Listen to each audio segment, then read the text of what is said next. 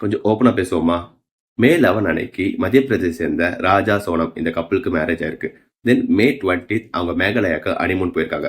போன இடத்துல சந்தோஷமா தான் இருந்திருக்காங்க. தென் மே 23 அந்த கப்புள் காணோம். தென் போலீஸ் இன்வெஸ்டிகேஷன்லாம் பண்ணி அந்த கப்புள் கண்டுபிடிக்க ட்ரை பண்ணாங்க. பட் கிடைக்கல.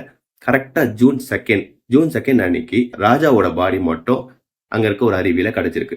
அந்த பாடியில ஃபுல்லா வெட்டுக்காயம் இருந்திருக்கு. தலையில அடிபட்ட காயம்லாம் இருந்திருக்கு. தென் இத ப்ராப்பரா இன்வெஸ்டிகேஷன் பண்ணும்போது தான் தெரிஞ்சிருக்கு. சோனம் அவளோட பழைய லவ்வர வச்சு ராஜாவ கொலை பண்ணிருக்காங்க. இந்த மர்டர முன்னாடியே பக்காவா பிளான் பண்ணி பண்ணிருக்காங்க. இந்த விஷயத்துல யார் மேல தப்பு நீங்க நினைக்கிறீங்க? அந்த பொண்ணு மேலயா? கொலை பண்ண பொண்ணு மேலயா? இல்ல அவளோட லவர் மேலயா? ஒரு பொண்ணுக்கு ஒரு கல்யாணத்துல விருப்பம் இல்லைன்னா அவளை அப்படியே விடாம அவளை கட்டாயப்படுத்தி இந்த சொசைட்டிக்காக வலுக்கட்டாயமா வேற ஒருத்தன் கல்யாணம் பண்ணி வைக்கும்போது பாதிக்கப்படுறது யாரு? அந்த பொண்ணா? பேரண்ட்ஸா? பாதிக்கப்படுறது ஒன்னும் தெரியாத அப்பாவி அந்த மாப்பிள்ள தான். எவ்வளவு கனவுகளோட அந்த ஹனிமூனுக்கு வந்திருப்பான் அந்த மாப்பிள்ள. கடைசியில பார்த்தா போனது அவன் உயிர் தான். இதை யாரை ப்ளேம் பண்ணலாம்னா அவங்க பேரண்ட்ஸ் தான் ப்ளேம் பண்ணணும்.